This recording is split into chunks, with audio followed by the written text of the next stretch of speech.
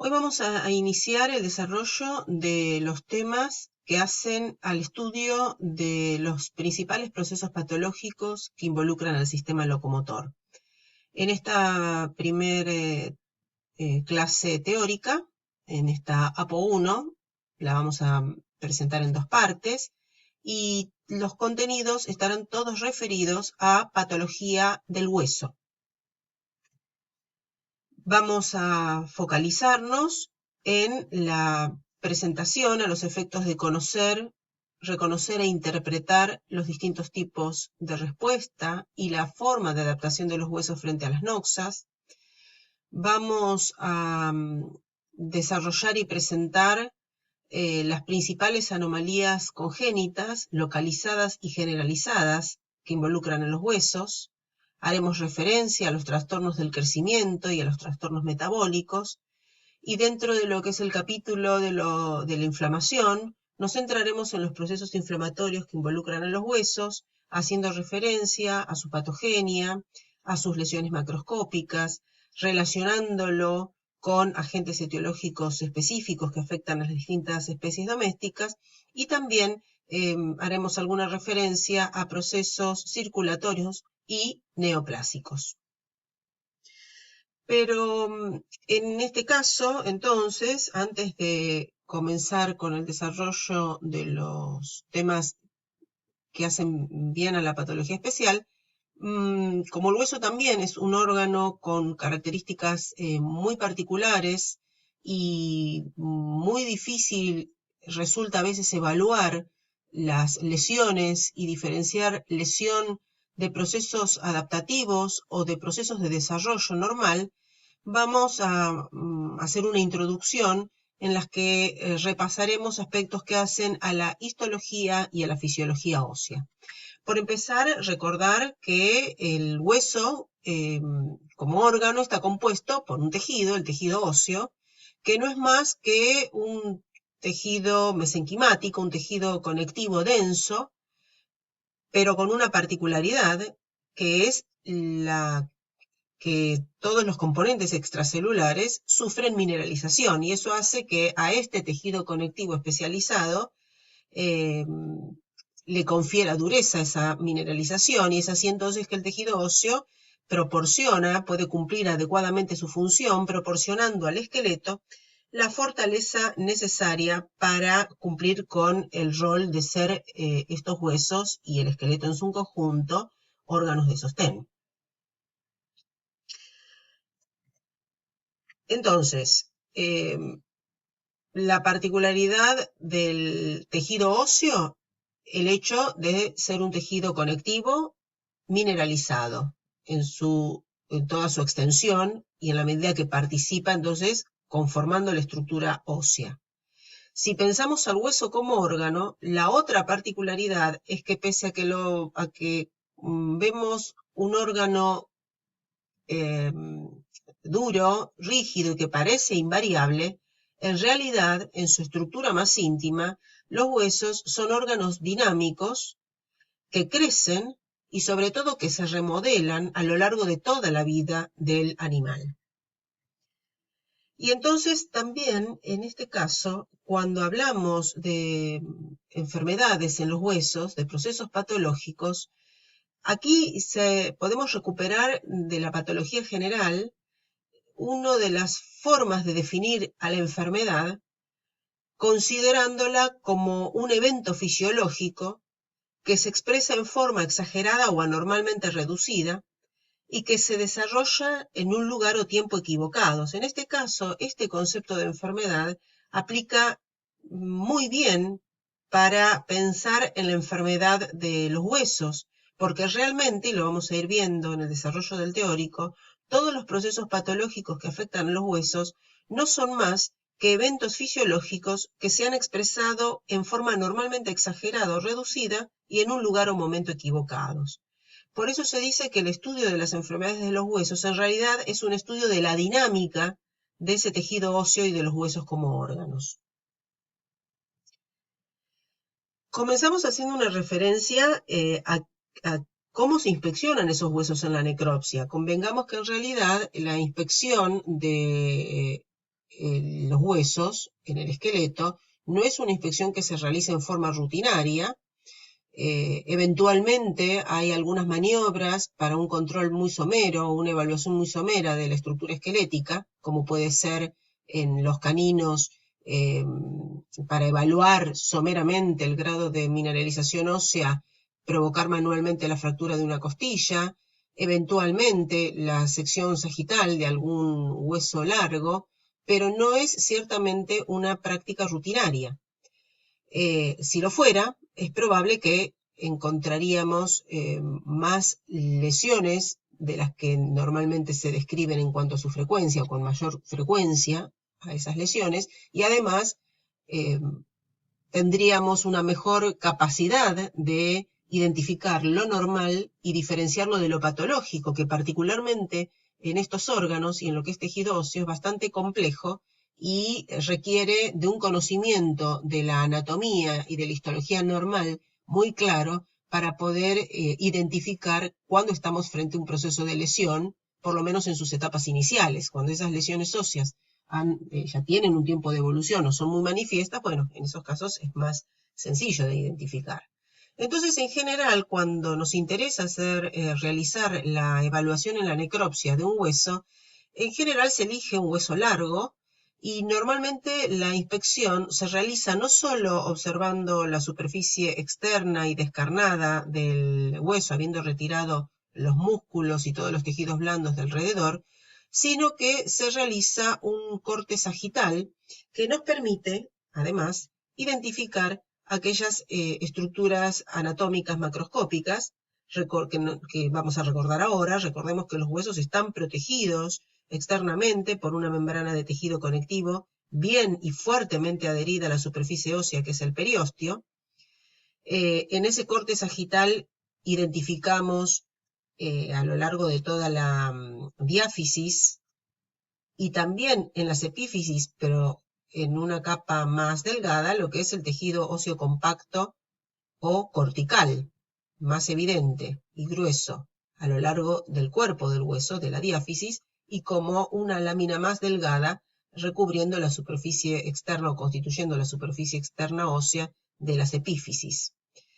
También podemos distinguir el hueso esponjoso trabecular, que constituye la mayor parte o en su totalidad conforma a las epífisis, pero también es identificable en la zona metafisiaria, y como laminillas mucho más delgadas y más difíciles de observar macroscópicamente, también arman una red y un entramado en la propia cavidad medular. Recordemos entonces que cuando nosotros realizamos este corte sagital del hueso, además de los componentes propios del tejido óseo, encontramos la cavidad medular que aloja a la médula ósea con su función hematopoyética, y sobre las superficies más externas de las epífisis asienta el cartílago articular, o sea, la superficie ósea de las epífisis están íntimamente unidas al cartílago articular. En ese hueso, en ese corte de hueso sagital, por ejemplo en este caso, volvemos a marcar los componentes principales de este hueso largo: epífisis, los extremos, distales y proximales; diáfisis o cuerpo del hueso. Recordemos que entre las epífisis y la diáfisis está presente una de las zonas más importantes de evaluación a la hora de estudiar enfermedades óseas, que es justamente el cartílago de crecimiento, la fisis, este cartílago que en la medida que el animal se vuelve adulto va reduciéndose y cerrando, y el área que toma o que continúa inmediatamente en la diáfisis a el cartílago fisiario se la llama la zona de intercambio, cartílago por tejido óseo, zona metafisiaria. En la evaluación de los procesos patológicos de los huesos, sobre todo en animales jóvenes y en crecimiento, la zona fisiaria y metafisiaria es quizá el área más importante de estudio macroscópico y de muestreo para estudio microscópico también. En este corte longitudinal del hueso de un ternero, de un animal muy joven, se observa muy bien el tejido óseo compacto que constituye el hueso cortical, se lo observa muy bien y muy manifiesto en la diáfisis. Decíamos que ese tejido óseo compacto y cortical reviste en una lámina más delgada toda la superficie de las epífisis. También se identifica con claridad el componente del hueso esponjoso, el tejido óseo trabecular, aquí en ambas epífisis, como en la zona metafisiaria de la diáfisis. Y luego se observa en el centro la amplia cavidad medular con una médula ósea, en este caso roja porque se trata de un animal joven, con una médula ósea muy activa, que ocupa todo el canal medular. Decíamos sobre el esquema anterior que en este canal medular también hay, en menor cantidad, pero también están presentes las trabéculas del tejido óseo esponjoso. Si nosotros realmente quisiéramos profundizar la evaluación macroscópica de un hueso, y en este caso un hueso largo, la sección sagital nos permite identificar la calidad y cantidad somera de tejido óseo cortical y tejido óseo esponjoso, pero también es importante realizar, si queremos hacer una evaluación aún más profunda, realizar cortes sagitales seriados de las epífisis para poder justamente evaluar lo que hoy marcábamos, todo el área correspondiente al cartílago de crecimiento, a la placa de crecimiento cartílago fisiario, y evaluar también toda la zona metafisiaria o zona de recambio de cartílago por tejido óseo. E incluso también la otra posibilidad es realizar secciones transversales seriadas de la diáfisis.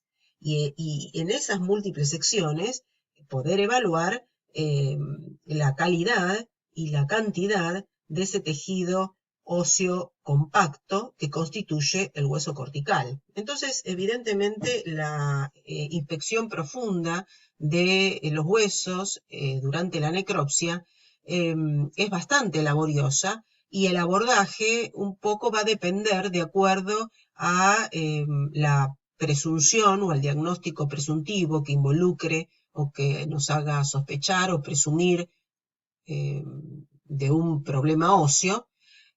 Y es más, a la inspección macroscópica muchas veces se le suma la placa radiográfica, es decir, realizar una radiografía del propio hueso extraído durante la necropsia y el que queremos evaluar con mayor profundidad.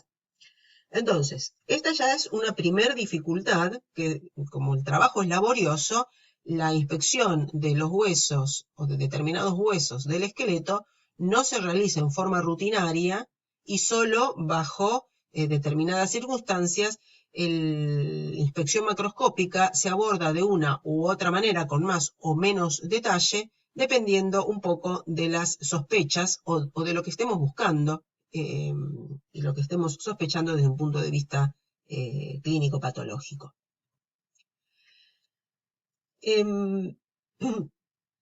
En lo que hace, y también a modo de repaso, la irrigación de este hueso y del tejido óseo, recordemos nuevamente que si bien parece el hueso tratarse de un órgano inerte, remarcábamos los constantes procesos de remodelación por los que pasa, y bueno, y como todo tejido vivo, se encuentra sumamente irrigado. Este esquema está marcando cómo ocurre el desarrollo de un hueso largo, y a lo largo de ese desarrollo, cómo va también ocurriendo su vascularización. Yo voy a tomar este último esquema, pensando en un hueso ya desarrollado, para repasar que la sangre que aporta nutrientes a este hueso y al tejido óseo, a partir de la circulación sistémica, llega al hueso a través de distintas arterias. Y es así que tenemos las arterias nutricias, epifisiarias, metafisiaria y periosteal. Las arterias nutricias ingresan por la diáfisis, atravesando la corteza, justamente utilizando como vía de ingreso los forámenes nutricios. Esa arteria ingresa, atraviesa la corteza, irriga la mayor parte interna de la corteza y alcanza el canal medular, donde se ramifica ampliamente, e incluso esas ramificaciones que van a aportar sangre a todo el canal medular, ramas de estas arterias nutricias van a terminar también fusionándose con ramas de las arterias metafisiarias. Digamos entonces que las arterias nutricias se encargan centralmente de irrigar toda la diáfisis y el canal medular y la mayor parte interna del hueso compacto cortical. Las arterias periosteales son las arterias más externas, su nombre lo indica, van a encargarse del aporte de nutrientes del periósteo y del tercio más externo del tejido óseo cortical, del hueso compacto. Las arterias epifisiarias, además de irrigar todas las epífisis, van a también aportar nutrientes y oxígeno a la fisis, a los condrocitos del cartílago de crecimiento más próximos a las epífisis. Mientras que los condrocitos de ese cartílago de crecimiento más próximos al área metafisiaria van a ser nutridos a partir de la arteria metafisiaria, que bueno, su nombre lo indica, va a aportar nutrientes a toda la zona de recambio, el área metafisiaria, además de a la parte más próxima de los condrocitos fisiarios. Una cuestión interesante a recordar es que en la metáfisis, en la zona más próxima a la fisis, o cartílago de crecimiento, los capilares realizan giros abruptos, arman lazos por anastomosis, y en esos giros abruptos se disponen en forma de bucles, que son sitios donde la sangre va a circular más lentamente y son sitios que favorecen en casos de procesos septicémicos que asienten allí émbolos bacterianos. Y este comentario lo vamos a retomar cuando hagamos referencia a la inflamación del hueso, a las osteitis y a las osteomielitis, porque justamente vamos a poder relacionar esta particularidad de la irrigación sanguínea en la zona metafisiaria como sitio predilecto de asiento de bacterias que son causales de osteomielitis. Entonces, evidentemente el hueso se trata de un órgano que, desde un punto de vista de inspección macroscópica, parece estático, inerte y casi sin vida, y en realidad estamos remarcando dos aspectos centrales. Por un lado, el dinamismo en cuanto a que es un órgano que se encuentra en permanente proceso de recambio, formación y resorción ósea, en permanentes entonces procesos de remodelación, y además es un órgano sumamente irrigado, como lo estamos marcando en esta imagen. ¿Qué podemos decir respecto de las características histológicas, es decir, microscópicas de ese tejido óseo? Por empezar, recordar que cuando hablamos del hueso, vamos a hablar de una unidad estructural o unidad de remodelación, que en el caso del tejido óseo compacto cortical lo constituye la osteona, organizada en el sistema de Havers, y en el caso del hueso trabecular con su tejido esponjoso, la organización es distinta y se habla de una unidad básica trabecular. O sea, toda la organización se realiza sobre la base de la disposición de las trabéculas. Esta imagen entonces es para que repasemos en un corte de un hueso largo. Nuevamente, recordar que el tejido óseo compacto cortical se encuentra externamente en ese hueso largo y ese tejido óseo compacto hace al hueso cortical, y luego, más internamente, encontramos las trabéculas que constituyen el tejido óseo esponjoso trabecular. El esquema también nos muestra que en el caso del tejido óseo compacto cortical, ese tejido óseo compacto se encuentra organizado alrededor de la unidad estructural que denominamos osteona en el sistema haversiano. La osteona,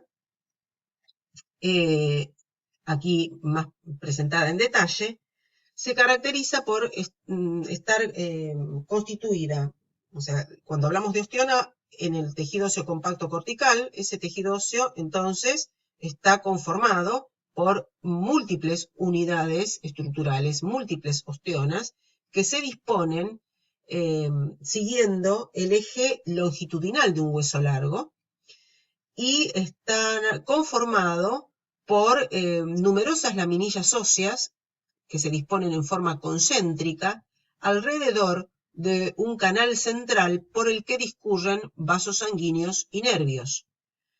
En este esquema, en esta microfotografía, lo que nos está mostrando son varias osteonas, varias unidades estructurales, una al lado de la otra, con el canal central de este sistema haversiano, que da lugar o aloja a vasos sanguíneos y nervios, y las distintas laminillas óseas concéntricas, donde cada punto negro constituye el núcleo de un osteocito. Esta organización está presente entonces en el tejido compacto cortical, tanto de los huesos largos como de los huesos planos, que es lo que está mostrando en este gráfico. El corte de un hueso plano, donde también hay una capa de tejido óseo compacto externa y donde es muy abundante el tejido óseo esponjoso trabecular. El esquema que nos muestra aquí es cómo se organiza un tejido óseo esponjoso y es mediante la formación de trabéculas óseas con una disposición que va a variar mucho según las tensiones que se ejerzan sobre ese hueso o que tenga que soportar ese hueso en condiciones normales. Entonces ya no presenta el tejido óseo esponjoso y sus trabéculas no presentan la organización alrededor de las osteonas o teniendo como unidad a las osteonas, como eso es lo que caracteriza al tejido óseo compacto cortical. Aquí vamos a hacer una aclaración también.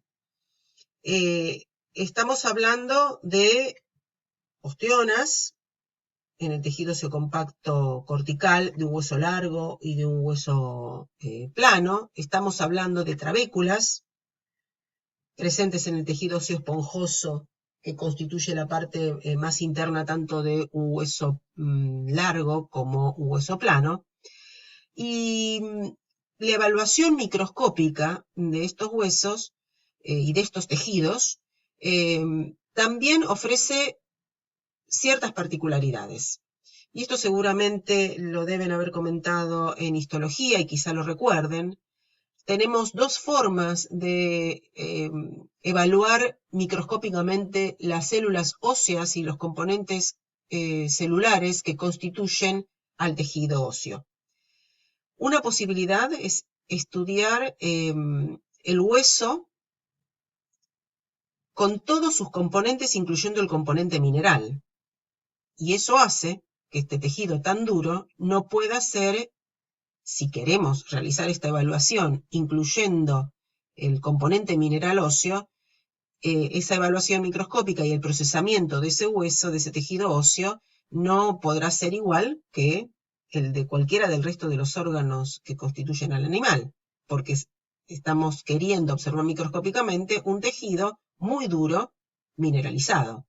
Entonces, una de las formas especializadas que se tiene para estudiar el tejido óseo es recurrir a la sección de láminas muy finas de ese tejido óseo mineralizado, utilizando cuchillas especiales, utilizando luego de la fijación del hueso, medios de inclusión particulares, como pueden ser metacrilatos y otros polímeros que tienen capacidad a ciertas temperaturas de poder penetrar ese tejido óseo duro y mineralizado, y allí estudiar microscópicamente los elementos celulares con la retención de todo el componente mineral.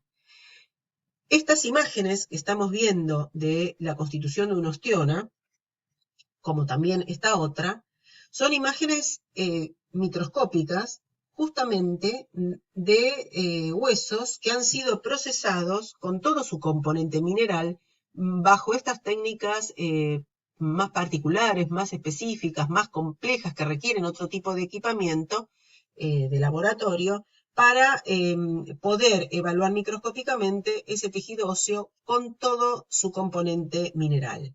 Y aquí nuevamente, se trata nuevamente de una imagen microscópica donde observamos varias osteonas, las distintas laminillas óseas, el núcleo de los osteocitos, en este caso un conducto de Havers amplio, que decíamos deja y permite el pasaje de vasos sanguíneos y de nervios, y es la típica imagen que nos recuerda la organización estructural del tejido óseo compacto.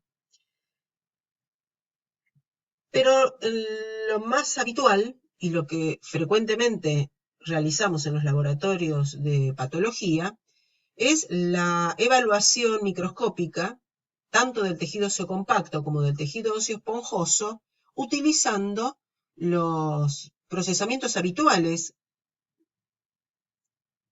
para cualquier órgano y que nos permiten obtener un preparado teñido con y teñirlo, colorearlo con hematoxilina y eosina y observarlo como al microscopio, como haríamos con cualquier otro órgano. Lo habitual, entonces, en el caso del estudio de lesiones óseas, es que el tejido óseo que se procesa en los laboratorios de patología, la única diferencia respecto del procesado de rutina para cualquier otro tejido es que se retira todo el componente mineral al tejido óseo previo a la inclusión en parafina y a la sección de cortes de 4 micras que se tiñen con hematoxilina y eosina. Entonces, cuando un veterinario desea, por ejemplo, enviar al laboratorio muestras de hueso ante la sospecha de un proceso inflamatorio o de un proceso neoplásico, o cuando en la necropsia nosotros extraemos algún hueso para su evaluación microscópica, ese tejido óseo deberá fijarse en formol como cualquier otro órgano, en una proporción al 10%, y por supuesto habrá que seccionar el hueso en láminas lo más finos posible para favorecer la penetración del formol, como sucede en cualquier otro órgano. Todo esto ya de por sí es mucho más laborioso porque obtener láminas óseas de no más de 1 centímetro de espesor, como lo requiere el muestreo para histopatología y para una correcta fijación, requiere del uso de sierras que nos permitan entonces reducir el espesor de ese hueso que deseamos estudiar para poder incluirlo en una solución de formol al 10% y luego de fijado, ya en el laboratorio de patología, se someterá a un proceso de descalcificación por inmersión en soluciones descalcificantes, que lo que hacen estas soluciones es retirar del tejido todo el componente mineral y solo dejar los componentes de tejido, célula y matriz blandos. Y una vez descalcificada la muestra de tejido óseo, allí el procesamiento para desembocar en un preparado observable al microscopio será similar al de cualquier otro órgano. ¿Esto qué quiere decir? Aquí, estas que estamos presentando en esta foto, son las imágenes tanto de tejido óseo compacto cortical como de tejido óseo esponjoso del hueso trabecular, que podemos observar luego de un procesado de rutina para la evaluación microscópica mediante también la coloración de hematoxilina y eosina. ¿Qué evaluaciones nos permite realizar la inspección microscópica? Muchas, pero no vamos a poder hacer referencia en nuestra observación a la calidad o al grado de mineralización de ese tejido óseo, porque nosotros, por una cuestión de procesamiento, hemos retirado todo el componente mineral de ese tejido óseo para poder procesarlo y mirarlo al microscopio. En este caso, entonces, en un tejido óseo compacto, vamos a identificar todas las células, vamos a poder observar la matriz extracelular, que es todo este componente rosado homogéneo en el tejido óseo compacto, vamos a identificar vasos sanguíneos, vamos a poder realizar una serie de evaluaciones, pero no estamos observando componente mineral. Lo mismo en este tejido óseo trabecular. Estamos viendo, probablemente esto es el periósteo, en un corte de hueso, periósteo, tejido óseo compacto cortical y tejido óseo esponjoso trabecular. Recordemos que entre trabécula y trabécula se encuentran los componentes de la médula ósea. Estas son las imágenes que vamos a observar al microscopio, teñidas con hematoxilina y eosina, de preparados de hueso al que le hemos retirado todo el componente mineral. Si quisiéramos hacer una evaluación microscópica con ese componente mineral retenido en el tejido, ya requeriría todo el tipo de preparación al que hacíamos referencia, con cuchillas especiales, micrótomos especiales, medios de inclusión distintos a la parafina, evaluaciones distintas, procesado para una evaluación también distinta microscópica.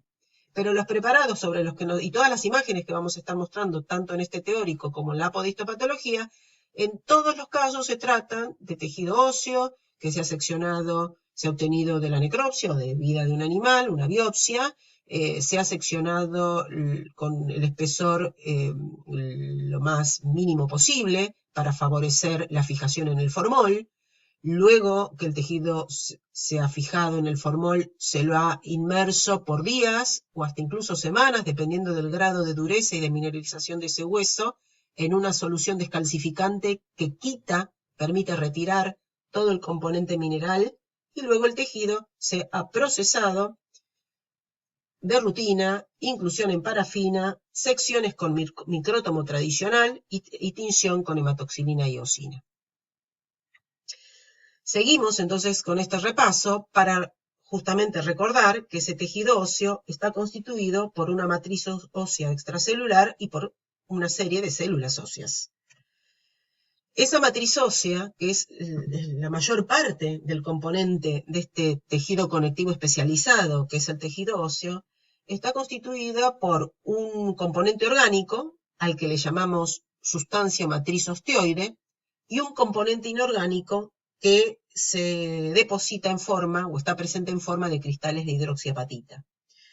El componente orgánico, en el 90% de esta sustancia osteoide, lo constituye el colágeno. Entonces, el tejido óseo, la matriz ósea orgánica, el componente orgánico de la matriz ósea del tejido óseo, está constituido en su mayoría por una proteína que es el colágeno tipo 1. Es el principal componente de la matriz osteoide.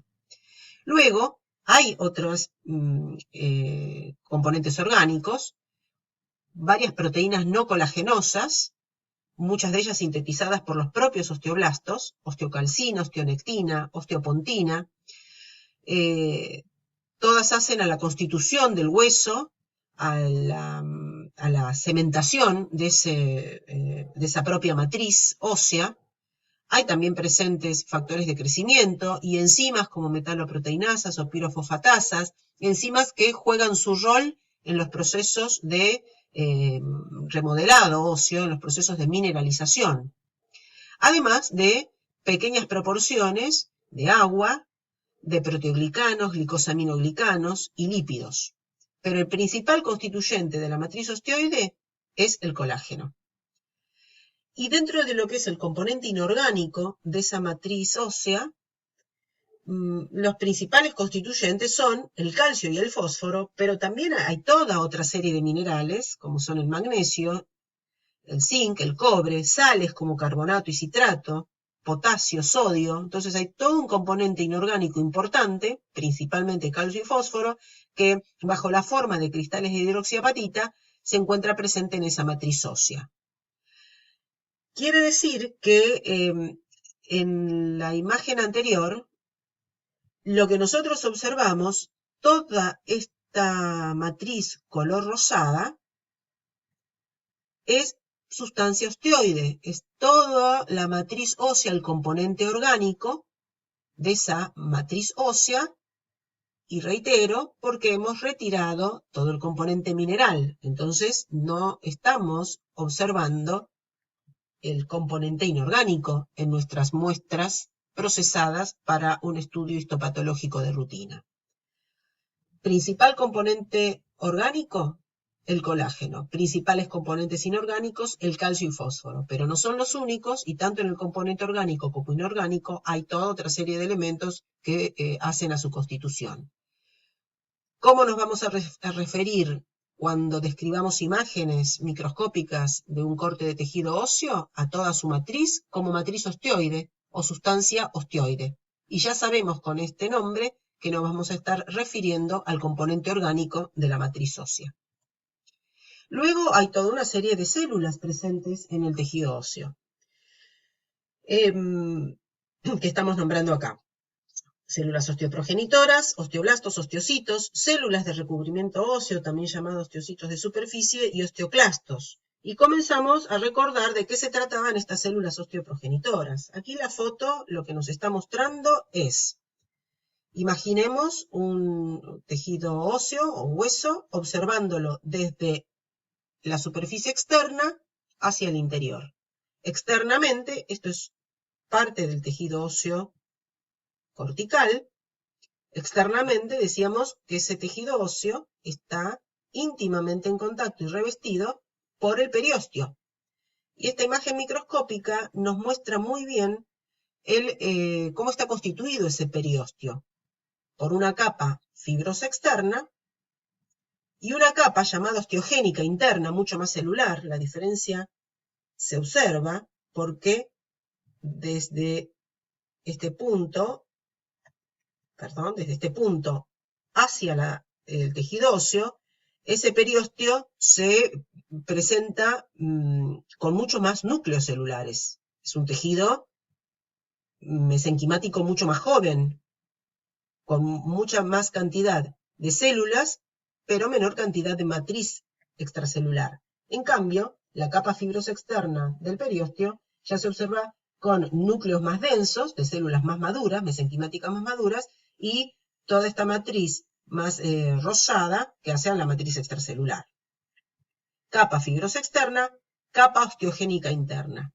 Esa capa osteogénica interna da origen, o esas células mesenquimáticas de esta capa osteogénica interna, se diferencian en células osteoprogenitoras. Y todo este grupo de núcleos ovales grandes, fuertemente basófilos, son las células osteoprogenitoras que derivan a su vez entonces de células osteoprogenitoras primitivas de origen mesenquimático. Estas células osteoprogenitoras, sobre todo las osteoprogenitoras primitivas, son células pluripotenciales y tienen una capacidad de diferenciarse hacia distintos tipos de células mesenquimáticas dependiendo del estímulo. Estas células osteoprogenitoras primitivas, según el estímulo, y el estímulo depende de estímulos hormonales, de estímulos de oxígeno, de la posibilidad de aportes nutricios vasculares, podrá diferenciarse no solo hacia una célula ósea, como el osteoblasto, sino también podría diferenciarse hacia una célula mesenquimática, hacia otras células mesenquimáticas, como puede ser una célula muscular, un fibroblasto, un mioblasto, un fibroblasto, una célula adiposa, una célula vascular, una célula endotelial. Dependiendo del estímulo, esa capa osteoprogenitora primitiva podrá diferenciarse hacia osteoblastos o podrá diferenciarse hacia otras células mesenquimáticas. En este caso, entonces, lo que estamos observando es la capa osteogénica interna con células osteoprogenitoras que se están diferenciando en osteoblastos, que son la principal célula constituyente del tejido óseo. Osteoblastos, osteocitos y células de recubrimiento óseo u osteoblastos de superficie. Estas células son todas derivadas de la célula osteoprogenitora y en todo caso corresponden a distintos estadios de la célula principal constituyente del tejido óseo, que es el osteoblasto. El osteoblasto es la célula que produce la matriz osteoide y juega un rol central en los procesos de mineralización. Digamos que por su intermedio, si en forma directa o por su intermedio, el osteoblasto regula tanto la formación como en forma indirecta también la resorción ósea por envío de estímulos a los osteoclastos, que son las células encargadas del proceso de resorción ósea. Es decir, que el osteoblasto en forma directa sintetiza matriz osteoide, pero indirectamente también regula la resorción ósea por envío de estímulos o de señales concretas a los osteoclastos. Y también inician y juegan su rol en los procesos o en el proceso de mineralización de la matriz osteoide que ella misma sintetiza. ¿Qué es lo que nos está mostrando esta imagen? Nos está mostrando, por un lado, componentes celulares de la médula ósea y por el otro, una trabécula ósea. Y en esta trabécula ósea, todas las células que encontramos en la periferia son osteoblastos. Y en este caso hay numerosas células porque se tratan de osteoblastos activos que se encuentran sintetizando matriz osteoide, que es toda esta matriz rosada. Estos osteoblastos se caracterizan por ser células voluminosas, de forma poliédrica oval, con núcleos grandes, con citoplasmas basófilos, porque el citoplasma es muy rico en retículo endoplásmico rugoso, indica una célula muy activa en la síntesis de las proteínas, principalmente el colágeno, que conformará toda la matriz osteoide, la matriz ósea osteoide, es decir, la matriz orgánica. En esta misma imagen podemos identificar a los osteocitos. En la medida que esos osteoblastos van sintetizando matriz osteoide, van quedando inmersas en esa matriz osteoide. Y estas cabezas de flecha están señalando osteocitos, pero fíjense el distinto aspecto. Un osteocito que se encuentra más próximo a la superficie de la trabécula todavía retiene en sus características nucleares la imagen del núcleo de un osteoblasto en la superficie. Un núcleo grande, de cromatina bastante laxa, con nucleolo o puntos de cromatina más evidentes, pero en la medida que ese osteoblasto, ya transformado en osteocito, inmerso en la matriz, comienza a madurar y a quedar más profundo en el centro de una trabécula, las características celulares se transforman y lo que nosotros podemos ver al microscopio son los núcleos de estos osteocitos. Cuanto más pequeño y la cromatina más densa es en un osteocito, se entiende que se trata de un osteocito más maduro y generalmente son esos osteocitos los que se encuentran bien en el centro de una trabécula. Más hacia la superficie son osteocitos más jóvenes, que a la medida que van sintetizando entonces matriz osteoide, van quedando inmersas dentro de la propia matriz, y en la periferia y en proximidades de la trabécula, todos los osteoblastos que activamente comienzan a secretar matriz. Nombrábamos también unos osteocitos o osteoblastos de recubrimiento de superficies. En realidad se trata de osteoblastos generalmente inactivos, aplanados, que presentan pocas organelas y que recubren sobre todo las superficies endostiales de un hueso. ¿Se acuerdan que en el hueso encontramos el periosto externamente y el tejido óseo que limita la cavidad medular recibe el nombre de endostio? Entonces, en las trabéculas óseas que conforman ese hueso endostial,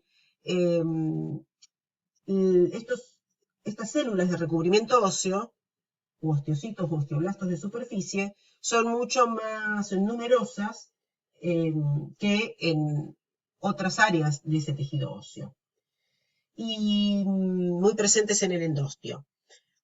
Algo también que quería recordar, de los osteocitos solo vemos los núcleos, pero si pudiéramos ver la célula completa, esos osteocitos con su citoplasma, no visible en estas preparaciones, sabemos entonces que conforman una red de comunicación entre los osteocitos más profundos con los osteocitos más superficiales que envían señales a los osteoblastos respecto de la calidad de ese tejido óseo formado.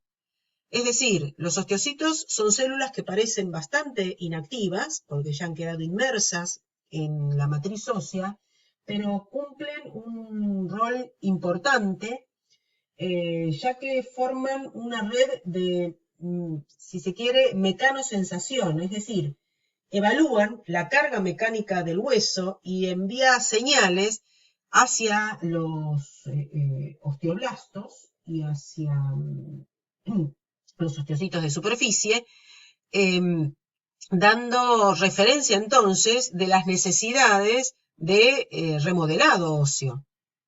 Son de alguna forma los sensores de la calidad de la constitución de ese tejido óseo. Ya en su constitución se ha reducido mucho el retículo endoplásmico rugoso porque su función ya no es la de síntesis, pero sí entonces un rol importante en el mantenimiento de contacto entre sí con los osteocitos limitantes de superficie, con procesos que se extienden a través de canalículos y producen entonces señales que darán idea a osteoblastos y osteocitos de superficie respecto de la necesidad de la formación como de la resorción ósea.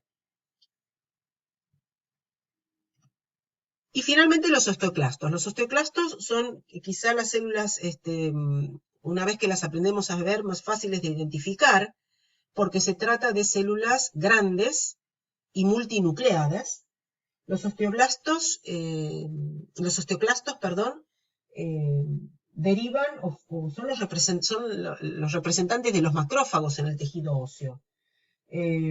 Están formados por la fusión de células de la línea monocito-macrófago. Son muy ricos en fosfatasas ácidas e hidrolasas en sus lisosomas y tienen un rol concreto en los procesos de resorción ósea, es decir, de eliminación de tejido óseo. En general, los osteoclastos más jóvenes tienen un citoplasma de una tinción más bien basófila, más violácea, con mucha actividad de síntesis de proteínas y de enzimas, y en la medida que esos osteoclastos comienzan su actividad de resorción, van madurando y envejeciendo, su citoplasma se vuelve un poquito más acidófilo, más afinidad hacia la eosina, más rosados. En general, ¿dónde los encontramos a los osteoclastos?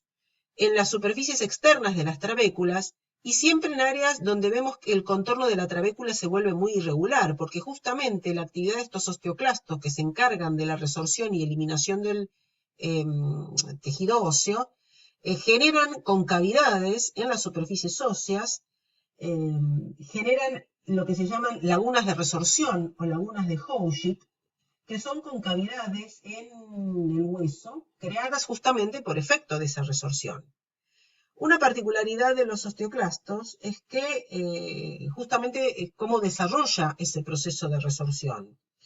Primero, el osteoclasto necesita trabajar en un ambiente ácido y justamente la síntesis de ciertas enzimas, fosfatasas ácidas, generan ese ambiente ácido propicio que le permite al osteoclasto trabajar.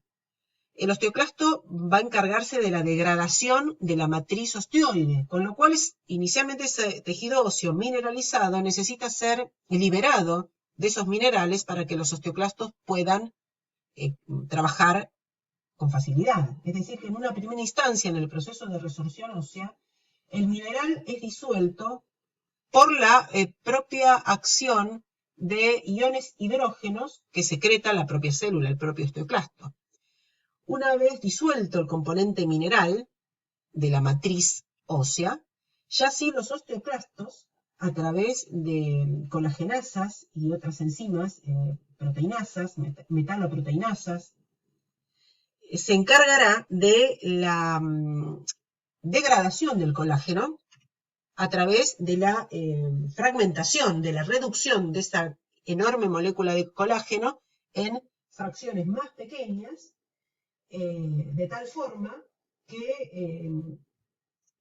esos componentes orgánicos, esos fragmentos de la matriz degradada, luego son endositados por los propios osteoclastos y digeridos dentro de los lisosomas. Cuando el osteoclasto termina su función, sufre apoptosis y desaparecen de los sitios de resorción. Entonces, si bien desde el punto de vista microscópico son pocas las células que vamos a estar identificando en ese tejido óseo, y hablamos de osteoblastos, osteocitos y osteoclastos, como ven, estamos dedicándole ya más de 50 minutos de repaso a lo que es la constitución de ese tejido óseo. Son células muy importantes en cuanto a su función, y este es un repaso que queríamos traer para que tengan presente ustedes también y traigan ese recuerdo desde la histología. Y vamos terminando entonces con esta primera parte de repaso para hacer una referencia importante también respecto del desarrollo de los huesos. Y recordar así que la osificación del tejido óseo consta de dos mecanismos: osificación intramembranosa y osificación endocondral, según nos encontremos hablando de los huesos planos o de los huesos cortos y largos. La osificación de los huesos planos es más sencilla, es por el mecanismo de osificación intramembranosa, donde directamente la osificación se produce por osteoblastos que se diferencian desde esas células mesenquimáticas osteoprogenitoras y dan lugar a la formación de la matriz osteoide. La imagen aquí está mostrando, en un corte de hueso plano, trabéculas del tejido óseo esponjoso, numerosos osteoblastos, periósteo con la capa osteogénica interna, y entonces recordar que a partir de esa diferenciación de esas células mesenquimáticas primitivas, los osteoblastos se forman y directamente los osteoblastos comienzan a formar matriz osteoide que posteriormente sufrirá mineralización. La osificación endocondral es más compleja porque, si recuerdan ustedes, se ocurre a partir de un modelo de cartílago hialino, es decir, en los huesos cortos y largos, en los huesos entonces de los miembros, de la columna vertebral, en los huesos pelvianos y en algunos huesos de la base del cráneo. El mecanismo por el cual los osteoblastos sintetizan matriz osteoide no es tan directo, sino que necesitan de un patrón cartilaginoso que les sirva de guía y de asiento para poder los osteoblastos comenzar a sintetizar esa matriz osteoide. En este caso, la foto está mostrando un área de cartílago de crecimiento. Todas estas son el área fisiaria y corresponden a condrocitos del cartílago de crecimiento. Esos condrocitos del cartílago de crecimiento van a sufrir mineralización. Los condrocitos van a desaparecer, a morir, pero van a dejar una matriz cartilaginosa mineralizada que le constituirá un soporte a los osteoblastos para que puedan comenzar a sintetizar matriz osteoide. ¿Qué está entonces mostrando esta imagen?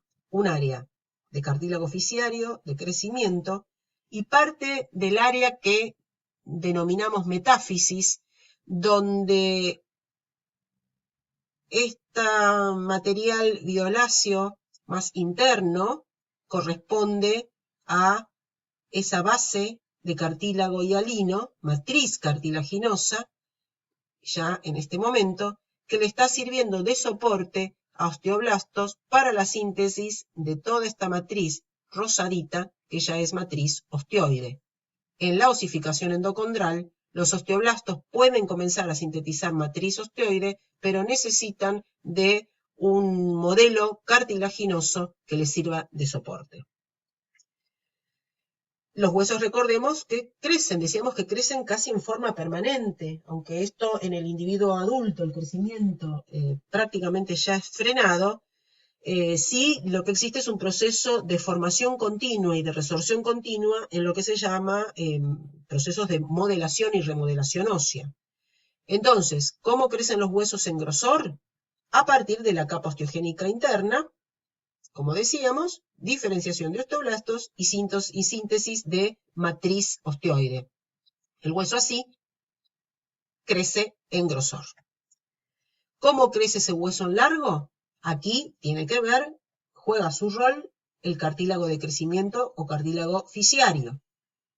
Esta microfotografía son todas fotos de tejido óseo descalcificado, fijado en formol, descalcificado por sustancias descalcificantes y luego procesado de rutina, y son todos cortes teñidos con hematoxilina y eosina. ¿Qué podemos ver en este corte? Por un lado, todas las células cartilaginosas del cartílago de crecimiento fisiario.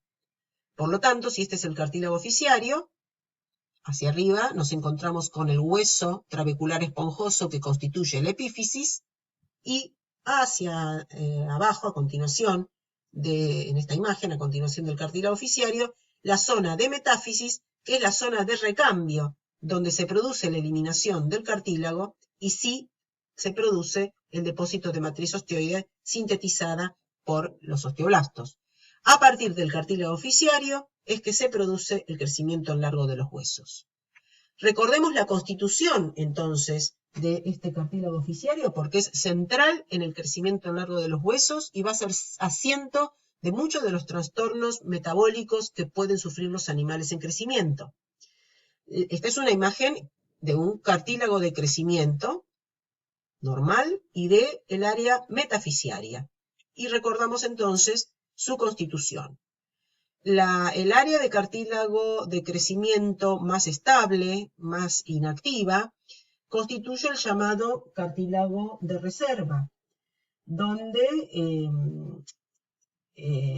las células se encuentran inmersas en matriz cartilaginosa. Esta zona de reserva está íntimamente unida y anclada al hueso trabecular de la epífisis, como veíamos en la imagen anterior. La zona de reserva del cartílago fisiario se encuentra o da anclaje en íntima relación al tejido óseo esponjoso de la epífisis. Y es el área inactiva. Luego se observa una zona donde las células cartilaginosas se disponen en columnas. Se las describe como capa de condrocitos en pila de monedas, y esa disposición en pila de monedas nos recuerda que se trata esta capa de la capa en la cual los condrocitos se encuentran multiplicando. Es una capa es la zona de proliferación, cartílago de proliferación. Aquí los condrocitos sintetizan también matriz de proteoglicanos que constituyen la matriz cartilaginosa, que separa una célula de otra, y luego se continúa, todo esto en forma normal, por una serie de capas del llamado cartílago hipertrófico. Esta zona hipertrófica, las células permanecen metabólicamente activas y son responsables de la mineralización de la matriz cartilaginosa.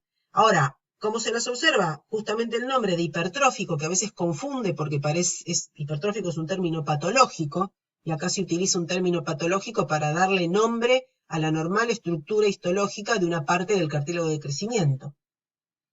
Esta zona de cartílago hipertrófico, las células son muy globosas, son muy grandes, y, digamos, preparan la matriz para la posterior mineralización. O sea, son muy ricas en fosfatasa alcalina que justamente cumple su rol en el proceso de mineralización. Es una capa, entonces, que llama la atención por el tamaño de los condrocitos, que su función es la de preparar el proceso posterior de mineralización de cartílago necesario para generar el molde cartilaginoso que se requiere en los procesos de osificación endocondral. Y esta es la zona metafisiaria. La zona metafisiaria es una zona intermedia entre cartílago y tejido óseo formado. Entonces lo que estamos viendo es la formación incipiente de trabéculas óseas. Este eje violeta oscuro corresponde a la matriz cartilaginosa, que es la que sufrirá mineralización, y la matriz rosada ya corresponde a matriz osteoide sintetizada por osteoblastos. Aquí aclaramos entonces que en el área metafisiaria es donde se produce la mineralización del cartílago y la síntesis de osteoide. Los condrocitos son eliminados, solo quedan por condroclastos, también hay células entonces que ejercen la función fagocítica a nivel del tejido cartilaginoso. Solo queda como remanente un pequeño septo, esta pequeña trabécula, de matriz cartilaginosa, que le servirá de molde para la formación de las trabéculas primarias. Y finalmente, ¿qué es lo que pasa desde un punto de vista de la regulación, la formación y el crecimiento de los huesos? Ya que veníamos insistiendo desde el inicio que se trata de órganos tan dinámicos. La regulación de los procesos que determinan la forma y la estructura interna de los huesos en gran medida están determinados ya de nacimiento por la genética. Es el componente genético el que regulará el tamaño y forma de los huesos. Pero ya en el animal nacido, en el animal en crecimiento, en el individuo adulto,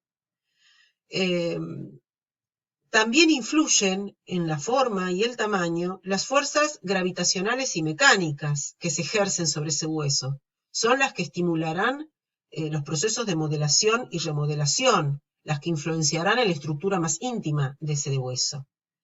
Luego hay factores nutricionales que juegan un rol muy importante, porque hoy veíamos que hay muchos componentes que hay muchos elementos que componen no solo la matriz osteoide orgánica, sino el componente mineral de esa matriz ósea. Y además existe una fuerte regulación hormonal que influirá y determinará la forma y la estructura de los huesos, y su desarrollo y su modelado. Y algunas de las hormonas, para recordar su función en relación con el tejido óseo, son, por un lado, la hormona paratiroidea y la vitamina D. Hormonas y estamos incluyendo una vitamina. La hormona paratiroidea, recordemos que es la que conocemos como hipercalcemiante.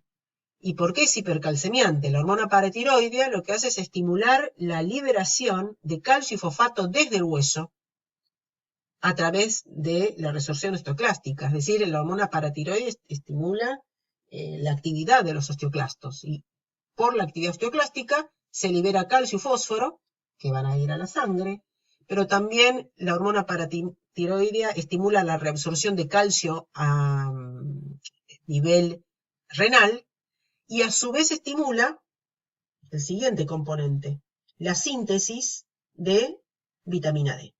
Y la vitamina D colabora, digamos, o es equivalente su función a la de la hormona paratiroidea, porque ya sabemos que la vitamina D es necesaria para estimular la absorción de calcio a nivel intestinal, de calcio y de fosfato, estimular la reabsorción de fosfato a nivel renal, también favorece en su acción directa sobre la actividad de resorción osteoclástica, la liberación de calcio y fósforo del hueso, los que van a parar a la sangre, por eso esa acción tanto de hormona paratiroidea como de vitamina D de hipercalcemiantes. La calcitonina también es otra de las hormonas que juega un rol importante a nivel del tejido óseo. La conocemos como hormona hipocalcemiante. Y bueno, y justamente esa acción de hipocalcemiante es porque inhibe la actividad de los osteoclastos, preserva entonces el calcio y el fósforo en el hueso a través de la inhibición de la resorción ósea por osteoclastos. Y luego además hay hormonas que actúan directamente en la estimulación del crecimiento y el desarrollo de los huesos. Y esas son, y tienen una función más activa en determinadas etapas del crecimiento del individuo, distinto en un animal joven que en un adulto, pero su actividad es de todas formas, algunas de ellas permanentes. En el caso de la hormona del crecimiento, es justamente su rol central en un animal en crecimiento es importante porque estimula el crecimiento en largo de los huesos. La hormona tiroidea también favorece la formación ósea. Y las hormonas sexuales, con un rol también más importante en los animales en desarrollo, estimula la formación de hueso a través de los estrógenos y testosterona. Una hora que nos ha llevado el repaso, importante, porque en el caso de patología ósea, del estudio de los procesos de enfermedad del tejido óseo, es esencial recordar la estructura y la actividad fisiológica de ese tejido óseo, porque estamos pensando que quizá más que en otros órganos, en la enfermedad ósea no es más, decíamos, y lo reiteramos, que la exacerbación o la reducción de funciones y acciones que normalmente desarrolla el hueso. Y esto, y que ocurre, decíamos, fuera de tiempo, fuera de lugar, en forma exagerada, en forma reducida. ¿Y cómo se traduce entonces esa, qué ocurre en ese tejido óseo que aparentemente no pasa nada y que pareciera un tejido inerte cuando es sometido a una acción de daño?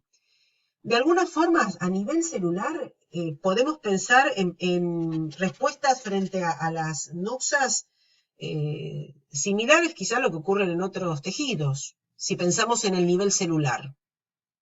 Las células van a sufrir atrofia, pueden sufrir hipertrofia, metaplasia, degeneración, necrosis, neoplasia. De hecho, vamos a hablar de algo de eso también.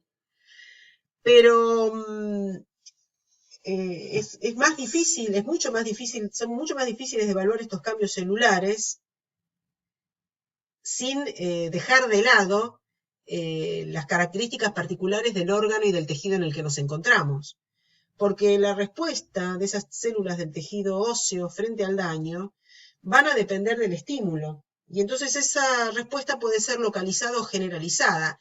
En general, cuando ocurre una respuesta frente al daño del tejido óseo en forma generalizada, no se va a dar con igual intensidad en todos los huesos y a lo largo de todos los sitios o de toda la extensión de un hueso determinado, sino que en casos de respuesta generalizada, los cambios, la respuesta frente al daño, será mucho más prominente en sitios de rápido crecimiento. Y entonces, allí hay sitios puntuales que tienen que ver justamente con las placas de crecimiento óseo, donde van a ser los sitios donde vamos a ir a buscar lesiones, porque de haber una respuesta generalizada es más probable que se manifieste en esos sitios de crecimiento.